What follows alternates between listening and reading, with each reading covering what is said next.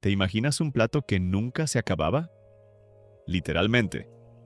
En la Edad Media, muchas familias campesinas mantenían una sola olla hirviendo durante días, incluso semanas, sin detener el fuego. Aquella mezcla burbujeante era lo que los mantenía con vida en tiempos de frío, peste y escasez. No había supermercados, ni estufas, ni refrigeración, pero sí había ingenio y un guiso eterno. ¿Cómo era posible mantener un alimento tanto tiempo? ¿Y por qué un simple caldo se volvió tan esencial para miles de personas? La respuesta está en la falta de recursos y en la habilidad para sobrevivir con lo poco que se tenía.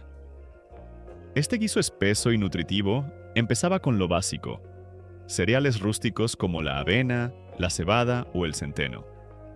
Luego se le agregaban vegetales según disponibilidad: nabos, col, puerros, cebolla. Con suerte, alguna zanahoria o arveja caía en la olla. Nunca se vaciaba completamente. Se sacaba un poco, se añadía otro tanto, y el fuego nunca se apagaba. Si te está pareciendo interesante hasta ahora, suscríbete al canal para no perderte más historias sorprendentes de la vida real en la Edad Media.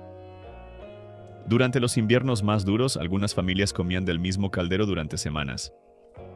Con el tiempo, el contenido se volvía más aguado, quedando casi solo los granos y algunas raíces. Aún así, llenaba el estómago. La grasa que flotaba en la superficie era un tesoro, fuente valiosa de calorías. Los nobles comían una versión más rica, con carne, vino y especias costosas. En cambio, los campesinos se conformaban con hierbas como ajo, salvia o perejil. En días especiales, un pedacito de cerdo salado podía transformar aquel caldo en un verdadero festín.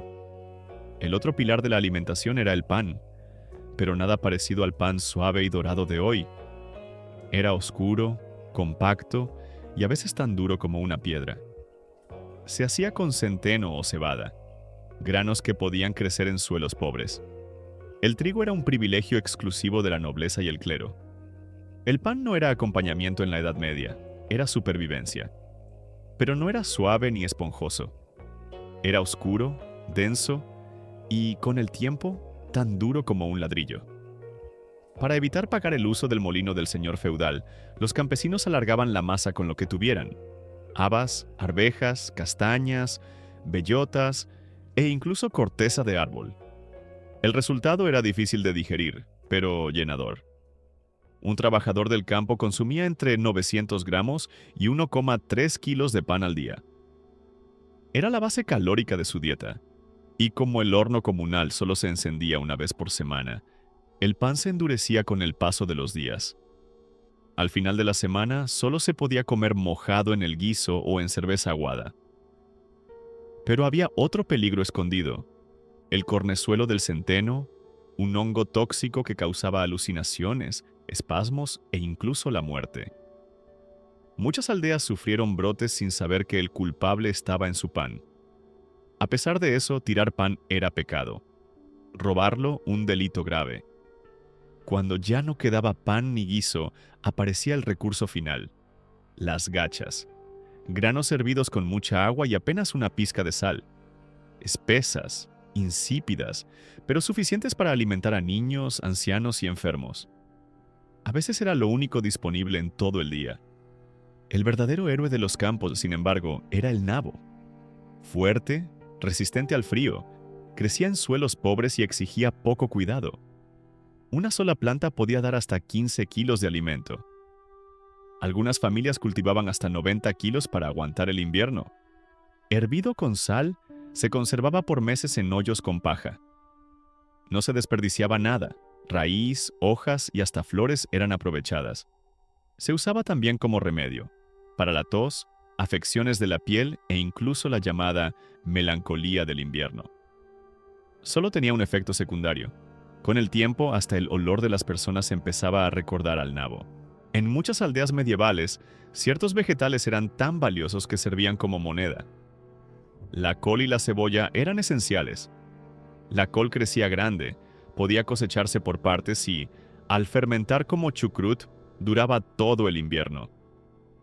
La cebolla resistía suelos pobres y protegía otros cultivos de plagas. Era tan útil que se usaba para pagar deudas entre vecinos. Curiosamente, los médicos de la élite desconfiaban de estos alimentos. Decían que volvían a la gente perezosa y triste. Pero la realidad era otra. Quienes vivían a base de verduras sufrían menos intoxicaciones que los nobles, que comían carnes mal conservadas.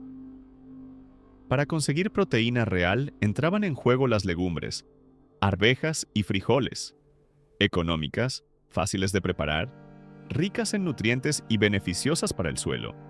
Se cocinaban hasta formar una pasta espesa sazonada con sal y hierbas.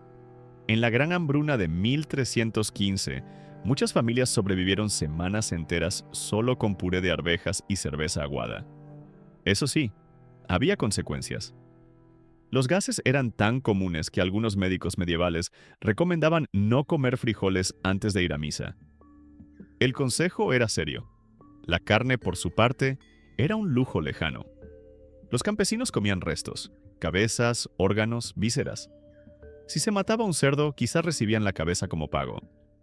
Todo se aprovechaba. El cerebro se cocinaba, la sangre servía para morcilla. Incluso animales pequeños como ardillas o erizos terminaban en la olla si la necesidad apretaba. La regla era clara: si no es venenoso, se come. ¿Y el pescado? El arenque era el rey. Capturado en grandes cantidades, se salaba a bordo y se conservaba en barriles. Era barato, duradero y permitido en los días en que la carne estaba prohibida. Las ciudades costeras florecieron con esta industria. Un solo barco podía traer millones de arenques en una temporada. Cuando se trataba de endulzar la vida, solo quedaba la miel. El azúcar era un lujo fuera del alcance de los campesinos. La miel, aunque difícil de recolectar, con muchas picaduras como precio, servía para dar sabor a gachas y panes duros. También se usaba para curar heridas, preparar ungüentos, fijar el cabello o depilar. Cuando se combinaba con frutas silvestres como fresas o frambuesas, recogidas por niños, se transformaba en un postre de fiesta. Los bosques ofrecían más que sombra y madera. Si sabías dónde buscar, estaban llenos de comida. Las castañas eran dulces y fáciles de preparar. Se convertían en harina o se comían tal cual. Las bellotas, en cambio, requerían más trabajo. Había que remojarlas durante días para quitarles el amargor antes de molerlas y hacer pan. Aún así, eran valiosas. Con cada estación, el menú cambiaba. En primavera brotaban plantas como ortigas, diente de león y acedera, justo cuando se agotaban las reservas de invierno. Las ortigas picaban, pero eran nutritivas. En verano aparecían los hongos comestibles, pero también los mortales. En otoño, las raíces y frutos secos tomaban protagonismo. Y cuando todo fallaba, quedaba el pan de cenizas, una masa densa de harina y agua, cocida directamente sobre las brasas. Amargo, duro, lleno de hollín, pero salvador. Se preparaba con lo que hubiera: granos, bellotas, incluso corteza molida. Rápido, rudimentario, difícil de digerir, pero suficiente para sobrevivir. Al final, lo que mantenía con vida a los campesinos no era solo la comida. Era la creatividad, la resistencia y la habilidad de transformar lo poco en algo comestible.